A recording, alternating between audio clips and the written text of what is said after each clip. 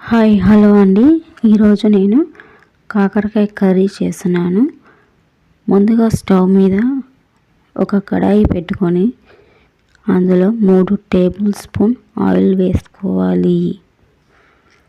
ఈ ఆయిల్ బాగా హీట్ అయిన తర్వాత అందులో 1 టేబుల్ స్పూన్ తాలింపు గింజలు వేసుకోవాలి. ఇవి వేసుకొని ఫ్రై అయిన తర్వాత అందులోకి ముందుగా కట్ చేసి ఉంచుకున్న ఉల్లిగడ్డలు, పచ్చిమిర్చి, ఎండుమిర్చిని కూడా వేసుకొని ఒకసారి కలుపుకోవాలి. ఇవి కూడా ఫ్రై అయిన తర్వాత అందులో చిటికెడు పసుపు వేసి కలుపుకోవాలి. పసుపు కూడా బాగా ఫ్రై అయిన తర్వాత అందులో ముందుగా కట్ చేసి ఉంచుకున్న కాకరకాయ ముక్కలు వేసుకోవాలి. వాటిని ముందుగా కట్ చేసుకున్న తర్వాత ఉప్పు, పసుపు వేసి బాగా శుభ్రంగా కడుక్కోవాలి. వాటిని పసుపు, ఉప్పు వేసి శుభ్రం చేసుకున్న తర్వాతనే కడాయిలో వేసుకోవాలి. అప్పుడే చాలా బాగుంటాయి. అది చేదు అనేది ఉండదు. ఇప్పుడు మనం మూత పెట్టేసి ఒక 15 నిమిషాలు ఉంచాలి. ఒక 15 నిమిషాల తర్వాత మూత తీసి చూస్తే ఒక 15 నిమిషాల తర్వాత చాలా బాగా ఉడికాయి. ఒకసారి కలుపుకొని మళ్ళా మూత పెట్టి ఒక 5 నిమిషాలు ఉడికించుకోవాలి. మూత తీసాక చూసారా ఎంత బాగా ఉడికాయో. ఒకసారి కలుపుకొని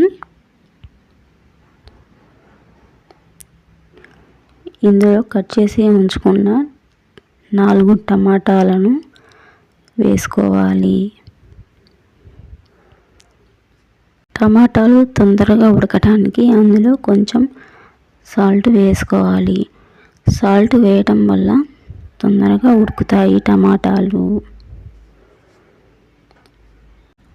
ఇలా అంతా ఒకసారి కలుపుకొని మూత పెట్టుకోవాలి.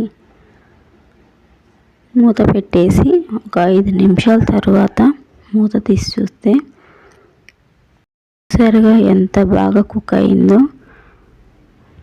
చాలా మెత్తగా అయిందండి.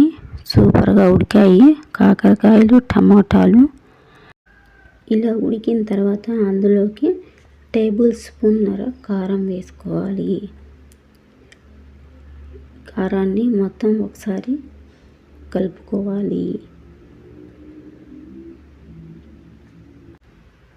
ఇలా కలుపుకోవటం వల్ల కారం కర్రీకి అంతా పడుతుందండి.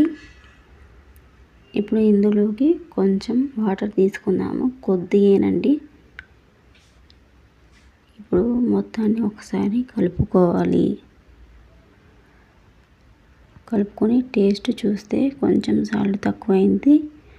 ఇప్పుడు ఇందులోకి కొంచెం సాల్ట్ వేసుకొని ఒకసారి మొత్తం కలుపుకోవాలి.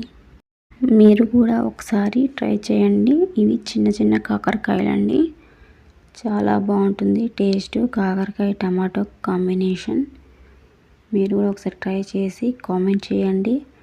ఇప్పుడు మూత పెట్టేసి స్టవ్ ఆఫ్ చేసుకుందాం.